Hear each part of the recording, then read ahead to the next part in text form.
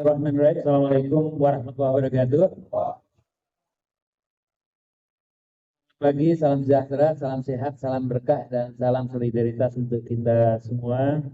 Pertama, kita panjatkan puji syukur karena Tuhan Yang Maha Esa. Pada kesempatan pagi menjelang siang hari ini, kita dapat refleksi bersama dalam rangka mendekati akhir tahun dan mengawali tahun 2023. Keluarga besar SPKI Kabupaten Karawang. Hari ini kita bisa diskusi bersama dalam rangka outlook untuk memandang masa depan kita hari esok, kita mesti apa yang kita lakukan. Atas dasar itu maka atas nama Ketua Umum Pimpinan Pusat SPKI memberikan apresiasi yang dalam pada kawan-kawan keluarga besar SPKI Kabupaten Karawang yang menginisiasi untuk silaturahmi dan sekaligus berdiskusi untuk membaca perspektif hari ini, esok maupun yang akan datang di dalam rangka menghadapi berbagai tantangan bagi gerakan serikat pekerja, khususnya keluarga besar SPKI. Salam salam kita sampaikan kepada Nabi besar Muhammad SAW dan mengucap Allahumma sholli ala Sayyidina Muhammad. Sebelum kita lanjut, barangkali kita mari sama-sama sejenak doakan Haji Ferry yang hari ini tingkat kesehatannya sedang sangat-sangat kurang baik. Kita doakan bersama, mudah-mudahan Haji Ferry segera sembuhkan dari sakitnya. Tadi pagi-pagi saya telepon, beliau mengatakan, Pak Abdullah, mohon maaf saya nggak bisa hadir karena dalam waktu yang bersamaan saya diminta untuk segera operasi kaki, gitu ya. Kebetulan asam uratnya kambuh. Karena kita sama-sama doakan mudah-mudahan diberikan kesembuhan dan baca Fatihah bersama. Ila hatinya wa kulina sholihah bilahilal al-Fatihah.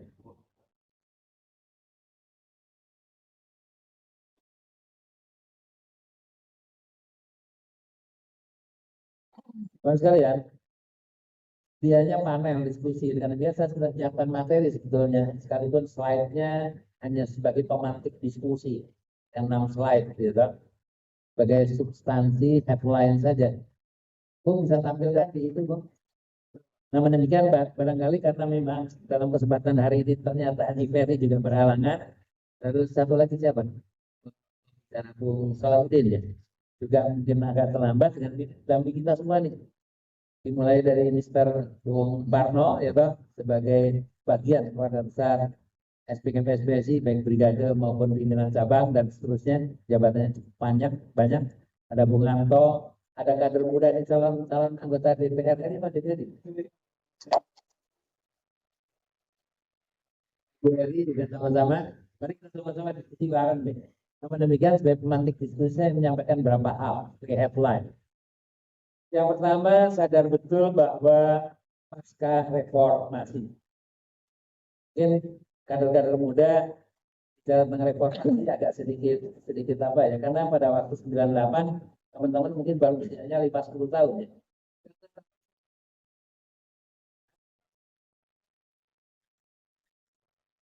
Masih sudah 22 tahun. 38 tahun. Ya toh, usia 8 tahun, tapi bicara tentang reformasi pada waktu itu semua pejabat hafal betul, ya toh, semua birokrat hafal betul. Semua petani, nelayan, pedagang sampai tukang becak pun tahu apa itu reformasi. Pada waktu kita reformasi terjadi peralihan kepemimpinan dari masyarakat yang kita kenal dengan masyarakat paternalistis. Ada sebagian mengatakan masyarakat yang otoritarian menjadi masyarakat yang demokratis. Dari kepemimpinan Pak Harto beralih kepada masyarakat yang reformis. Dengan demikian pada saat itu kita mengatakan bahwa terjadi perubahan paradigma dan tata nilai dari masyarakat yang otokratis menjadi masyarakat yang demokratis. Kapan itu? Tahun 1998. Konsekuensi logis perubahan tata nilai dari masyarakat yang otokratis menjadi masyarakat yang demokratis, maka terjadi perubahan paradigma dan tata nilai. Koleksos pun berubah. Ekonominya berubah, politiknya berubah, sosial budayanya berubah, masuk semua aspek bidang ketenagakerjaan pun berubah. Tenaga kerjaan, hubungan industrialnya pun berubah. Ciri-ciri perubahan diawali dengan adanya perubahan Undang-Undang Dasar tahun 1945 yang kita tahu bahwa beberapa kali diamandemen sampai ini hari sudah 4 kali. Jadi perubahan bangsa dan negara dari masyarakat yang patriarkalistis menjadi masyarakat demokratis diawali dengan perubahan Undang-Undang Dasar. Dengan perubahan Undang-Undang Dasar maka semua turunannya berubah. Ekonominya berubah dari ekonomi yang cenderung terpimpin, ekonomi yang cenderung protektif, menjadi ekonomi yang sangat-sangat liberal. Tandanya apa? Tandanya adalah kita bergaul dengan semua masyarakat internasional dan mau tidak mau di dalam tata ekonominya pun berubah. Ditandai dengan dimulai dari ACFTA waktu itu, Asia China Free Trade Area. Saya bergaul dengan China yang selama ini kita tidak pernah gaul. Belakangan dengan pasca reformasi kita gaul dengan China. Penduduk Indonesia yang jumlahnya tidak kurang dari 270 juta mau tidak mau bergaul dengan masyarakat Cina yang jumlah penduduknya berapa? Kurang lebih sekitar 1,5 miliar. Kita yang 270 juta gaul dengan masyarakat yang 1,5 miliar. Kapan itu? Pada waktu tahun 2010. 2015 kita masuk era baru yang kita kenal dengan MEA, Masyarakat Ekonomi. Masyarakat ASEAN jumlah penduduknya tidak kurang dari 870 juta. Jadi Indonesia 270, tambah Cina 1,5 miliar, tambah penduduk ASEAN kurang lebih 270 juta. Dengan demikian maka kita bergaul dengan seperempat planet bumi. Kapan itu? Tahun 2005. 2020 kita masuk era baru yang kita kenal dengan istilah global. Dengan demikian maka kita bergaul dengan seluruh planet bumi. Ketika bangsa dan masyarakat Indonesia termasuk kerja bergaul dengan seluruh planet bumi, maka akan terjadi perubahan paradigma dan tata nilai kehidupan berbangsa dan bermasyarakat. Saya katakan tadi dimulai perubahan ekonomi. Kedua, politik. Politik berubah nggak? Berubah. Dulu yang kita kenal partai politik di Indonesia hanya ada berapa? Orang mengatakan 3, sebagian mengatakan 2. Hanya PDI dan P3 partai. Golkar bukan partai karena waktu itu disebutnya golongan. 2 partai per 1 golongan. Tapi pasca reformasi lahirlah berbagai, muncullah terakhir. Nah, pada waktu pemilu pertama pasca reformasi tidak kurang dari 40 partai. Jadi menjadi 10 dan seterusnya. Ini kemarin 9. Tapi sekarang tahun 2023 besok partai kita ada berapa? Apa kader-kader partai? 18, termasuk partai buruh, ikutan atau tidak? Ini merupakan satu indikasi bahwa politik pun liberal, politik pun berubah, ya kan? Ekonominya berubah, FTA, tandai dengan MEA, tandai dengan globalisasi ekonomi. Yang kedua politik, yang tadinya partainya 2 plus 1 golongan, sekarang partainya banyak. Sosial budaya pun berubah.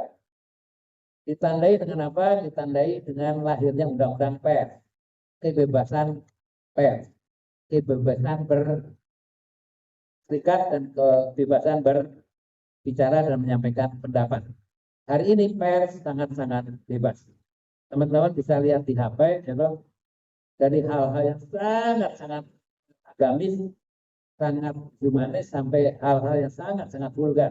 Bisa buat lihat apapun yang ada di handphone. Dari orang yang sangat rapi berpakaian sampai orang yang telanjang pun ada. Ini merupakan satu indikasi bahwa ada kebebasan budaya. Hanya tinggal kita mensikapinya kayak apa. Layak atau tidak melihat barang itu. Ditandai dengan lahirnya undang-undang pers tentang kebebasan pers. Itu merupakan satu bentuk kebebasan budaya. Yang terakhir adalah kebebasan hubungan industrial. Ditandai dengan apa? Lahirnya Undang-Undang 13 2003, Undang-Undang 2 2004, Undang-Undang 21 2003. Timbul pertanyaan, Bung Abdullah, apakah dengan lahirnya Undang-Undang 13 2003 sebagai bentuk hubungan industrial yang bebas? Ya. Contohnya apa, Bu? Contohnya hubungan kerja.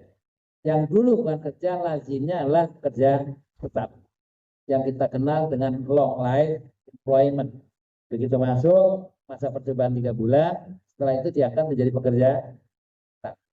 Tapi semenjak diundangkan Undang-Undang Nomor 13 2003, maka kebebasan hubungan kerja pun berubah. Boleh bekerja tetap, boleh kontrak, boleh apa lagi? Magang, bahkan dalam Undang-Undang Cipta Kerja lebih luas lagi, lebih bebas lagi. Di antaranya ada hubungan kerja yang disebut kemitraan, ada magang dan lain. Ini merupakan satu indikasi bahwa kita menganut mazhab kebebasan hubungan industrial dan hubungan termasuk kebebasan berserikat. Serikat pekerja pada waktu era dulu, waktu teman-teman masih sangat-sangat belia, ya, bukan sangat muda, sangat belia, namanya serikat pekerja itu hanya ada 3. Serikat pekerja swasta itu hanya ada SPSI, serikat pekerja pegawai negeri adanya Porpri, serikat pekerja buruh adanya PG. Jadi kalau satu saat saya diundang ke internasional, ke ILO, Jenewa sana, dipertanyakan Mr. Abdullah, berapa banyak serikat pekerja? Di Indonesia ada 3. Bentuk demokratisasi. Artinya serikat pekerja bukan hanya 1. Adanya 3. Apa itu? SPSI, PGRI, dan Orpi. Tapi semenjak kita menganut mazhab liberalisasi dengan lahir Kepres nomor 83 tahun 1998, disempurnakan menjadi Undang-Undang nomor 21 tahun 2000, maka serikat pekerja yang tadinya single union menjadi multi union. Saya ulang sekali lagi, dengan lahirnya Undang-Undang 21 2000 yang tadinya serikat pekerja swasta hanya ada SPSI, serikat pekerja sangat-sangat liberal, jumlahnya sangat-sangat banyak. Dan bahkan kita hampir tidak apa lagi nama serikat pekerja. Saya sebagai ketua umum di tingkat nasional, kalau ditanya Bung Abdullah, serikat pekerja tingkat nasional berapa? Konfederasi ada berapa? 16. Konfederasinya 6, SPSI ada 4. Contoh, SPSI AGN, SPSI siapa lagi? Yoris, SPSI siapa lagi?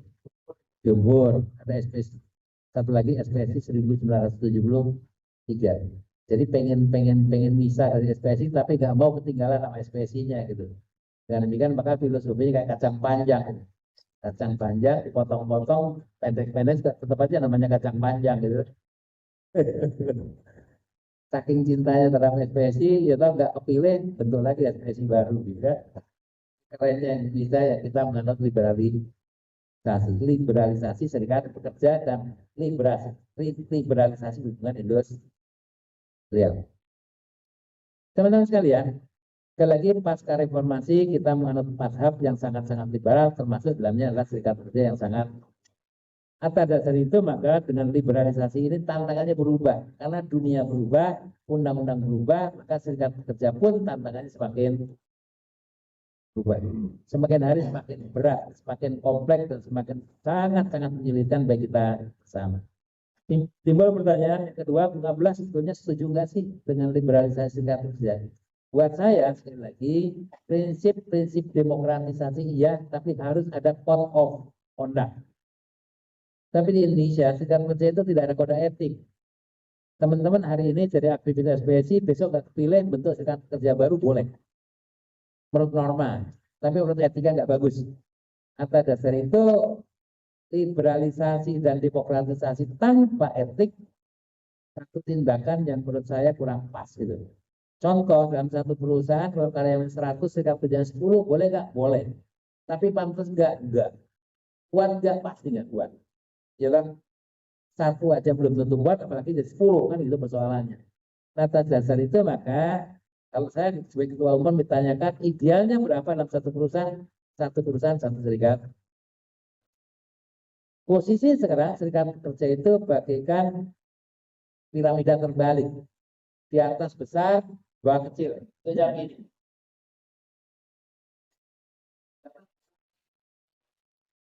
Dan 16 konfederasi serikat pekerjanya yang non konfederasi yang berbentuk serikat pekerja tidak kurang dari 156 serikat pekerja serikat. Timbul pertanyaan kenapa kita mau? Itulah resiko kita euforia terhadap demokrasi. Pertanyaan berikutnya, apakah di Amerika menganut paham kebebasan berserikat semacam Indonesia? Enggak. Jawabannya tidak. Buktinya apa, Bu? Buktinya di Amerika tidak meratifikasi konvensi ILO 87. Di Asia yang meratifikasi kebebasan berserikat yaitu konvensi nomor 87 hanya Indonesia dan India. Timbul pertanyaan, Jepang meratifikasi kebebasan berserikat enggak? Enggak. Malaysia enggak. Singapura enggak. Filipina enggak. Thailand enggak. Jadi sekali lagi di Asia yang meratifikasi kebebasan berserikat dan menganut mazhab kebebasan berserikat satu Indonesia, kedua India.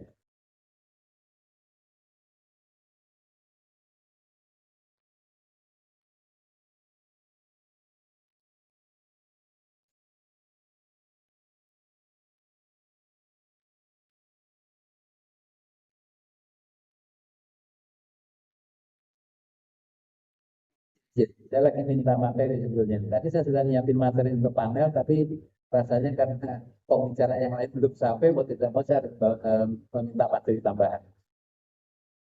Teman-teman sekalian, apakah Amerika meratifikasi kebebasan berserikat? Enggak. Tapi kenapa?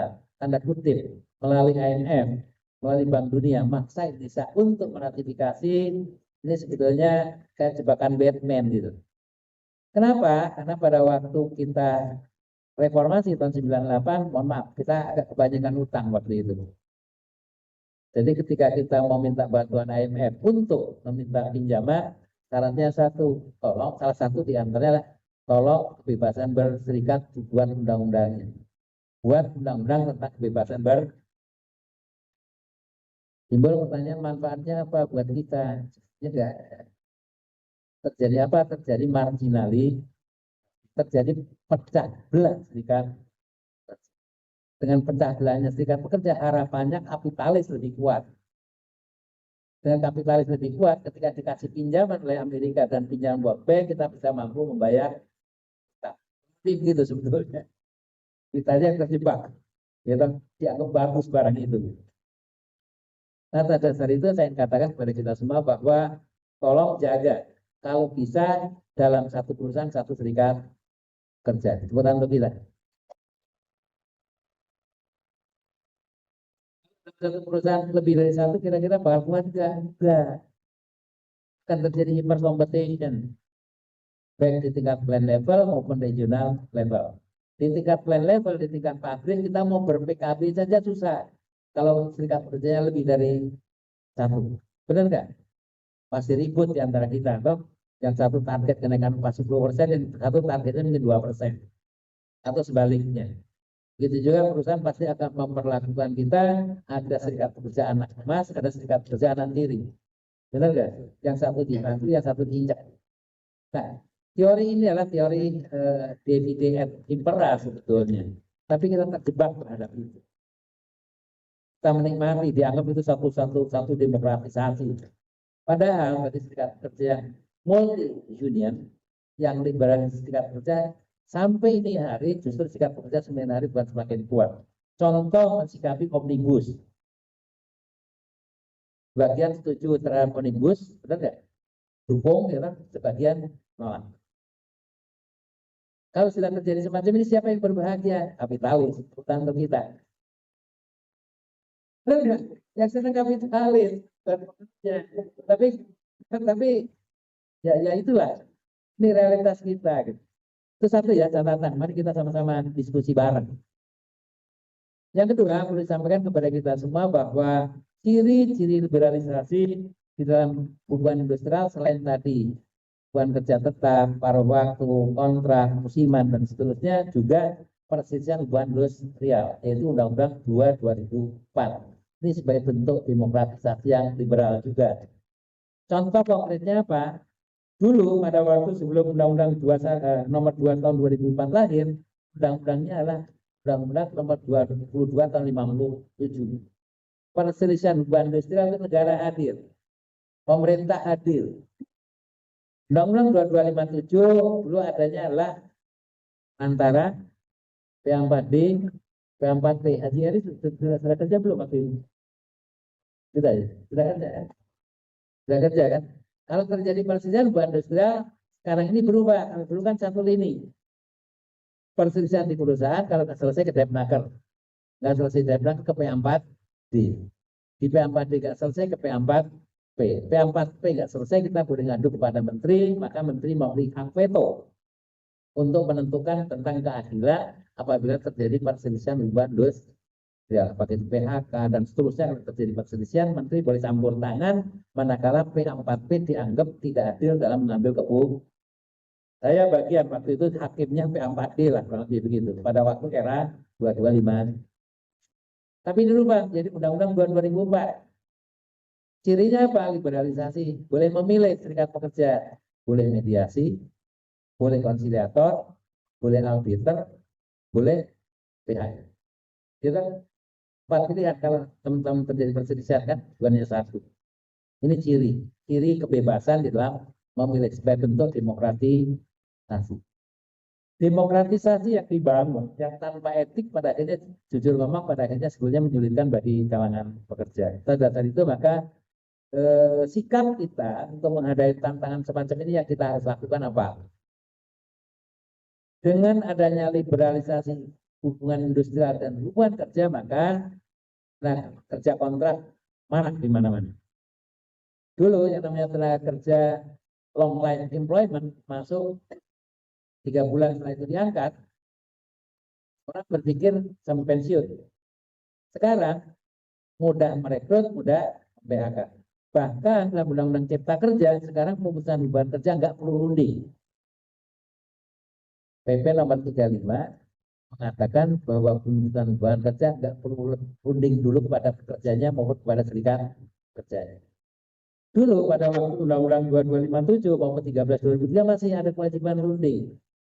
Ayat pertama menyatakan bahwa pemutusan hubungan kerja sejauh mungkin harus dihindari. Ayat kedua mengatakan apabila pemutusan hubungan kerja tidak dapat dihindari, maka pengusaha wajib merundingkannya kepada sang pekerja apabila pekerja tersebut anggota serikat. Jadi kalau anggota serikat pekerja, perusahaan mau PHK, ngomong dulu sama serikat pekerjanya. Perintahnya begitu. Tapi dalam Undang-Undang Cipta Kerja nggak ada lagi. Ayat ketiga mengatakan apabila proses perundingan tidak mencapai titik temu dan kesepakatan, maka PHK baru dapat dilakukan setelah mendapat izin dari P4D atau PHI. Punya begitu. Ya, jadi kalau umpamanya nggak ada titik temu, harus kita izin kepada pengadilan. Sekarang dalam PP nomor 35 menyatakan bahwa hubungan kerja nggak perlu runding. Satu. Yang kedua, apabila pekerja menyatakan keberatan, baru selama tenggang waktu 2 minggu boleh mengajukan permohonan untuk perunding. Dengan kata lain, PHK dulu, dan kemudian kalau enggak PHK, oh boleh dengan catatan runding dulu dan serikat. Nah, tanda-tanda ketidakperpihakan pemerintah atau negara maupun undang-undang kepada pekerja mulai sangat terlihat pasca diundangkannya Undang-Undang Cipta Kerja. Atas dasar itu kita semua jujur ngomong melakukan semacam penolakan terhadap Undang-Undang Cipta Kerja tersebut. Yang kedua berkenaan dengan liberalisasi kaitannya dengan masalah pengupahan. Upah pemerintah hanya menetapkan upah minimum, itu pun ada batas atas dan batas bawah. Tercermin dari PP nomor 36. Kalau mengacu pada PP nomor 36, hari ini Kerawang nggak naik. Kerawang, Bekasi, kabupaten maupun kota termasuk Depok maupun beberapa kabupaten kota lain tidak ada kenaikan tahun ini. Menurut siapa? Menurut PP nomor 36. 36 tahun 2022. Tahun 2020 setelah diundangkannya Undang-Undang nomor 11 lahir Undang-Undang Cipta Kerja, maka turunannya adalah PP nomor 36. PP 36 menyatakan bahwa kalau Kerawang masuk Bekasi dan naik upah tahun ini.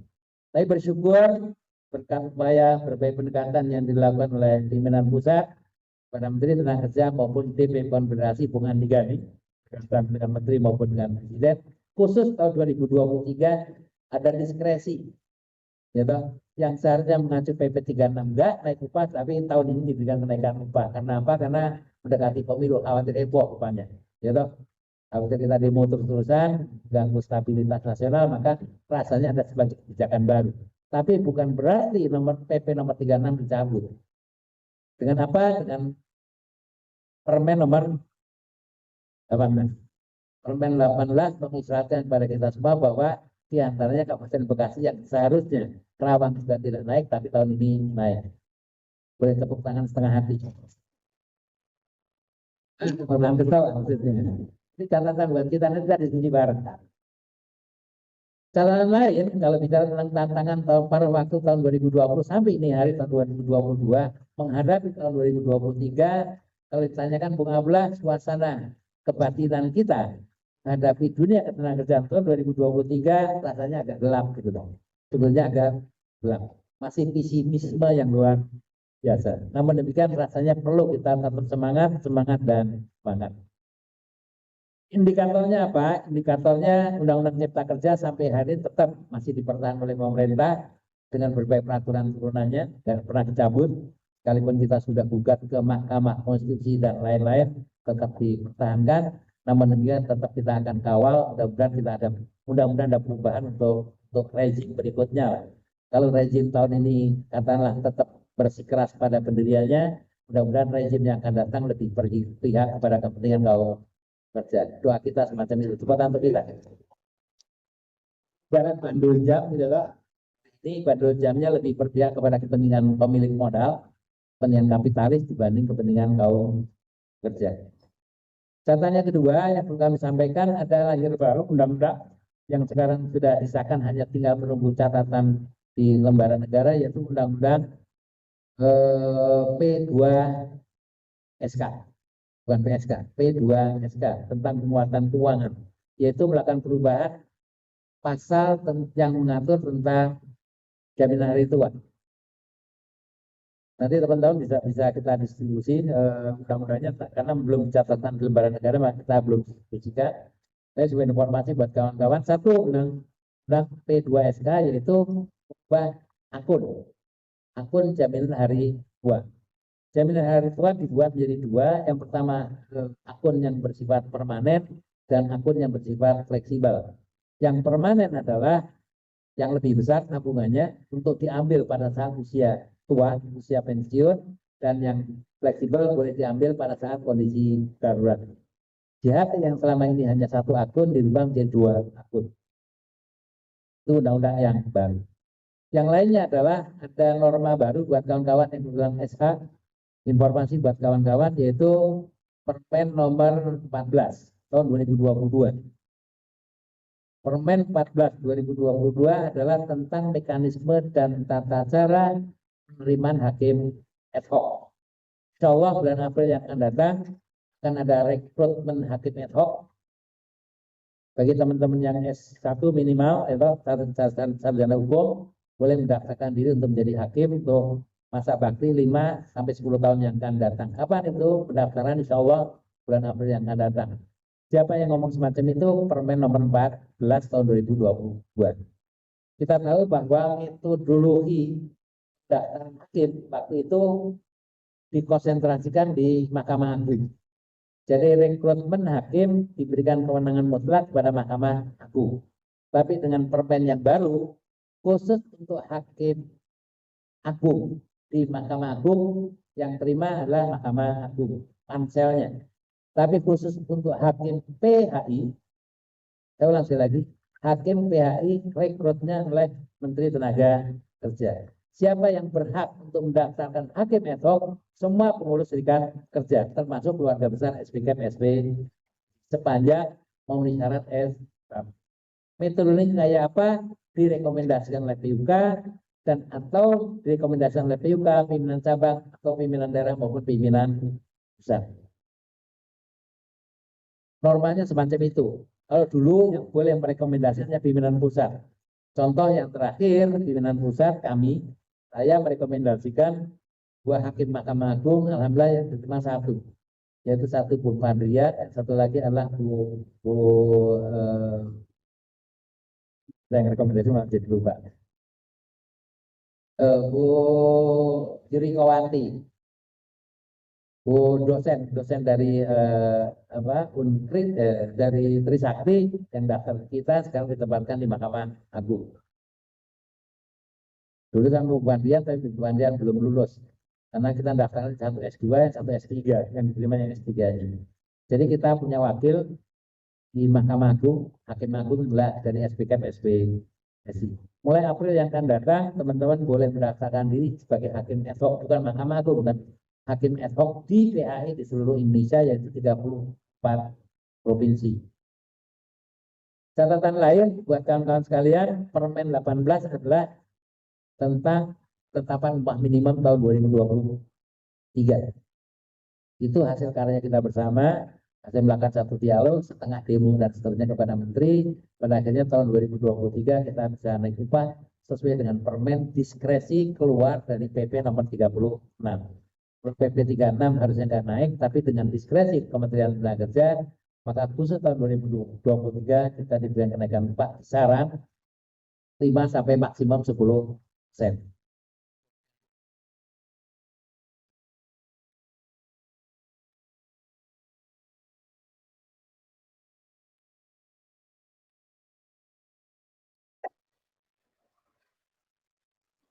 Untuk kenaikan upah yang di atas satuan antara 6,12 sampai dengan 10% yang di atas 1 tahun. Tapi perlu disampaikan kepada kawan-kawan sekalian bahwa kenaikan upah di atas 1 tahun yang diatur menurut gubernur sebenarnya antara bagus dan tidak bagus. Bagusnya adalah saudara sekalian nggak perlu repot lagi, ada aturannya. Gitu. Nggak bagusnya adalah kalau satu saat nanti tidak diatur lagi, perusahaan pasti nungguin. Nggak ada aturannya, saya nggak mau naikin, saya mau ngomong apa. Benar nggak? Padahal yang selama ini yang namanya kenaikan upah, cukup kenaikan upah minimum, di atasnya dirundingkan. Ya toh?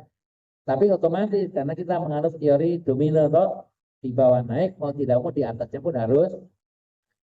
Tapi sekarang kan ada ketentuan upah minimum di atas upah minimum, yang di atas 1 tahun, jadi perusahaan jadi nungguin. Ada aturan, saya nggak mau kan gitu. Ya kan, jadi persoalan. Padahal bagusnya menurut hemat saya adalah cukup upah minimum. Yang di atas upah minimum rundingkan sendiri di masing-masing privat dengan tetap mengacu kenaikan upah. Ya kan? Tapi karena ini sudah diatur di atas upah minimum, ya toh silakan saja itu sebagai satu bagian acuan. Tapi saya katakan kepada kita semua, idealnya yang di atas upah minimum adalah kita yang nentuin. Kenapa? Tidak menutup kemungkinan ketetapan pemerintah terlalu kecil menurut kita, kemungkinan. Tapi menurut pusat terlalu besar, kan gitu.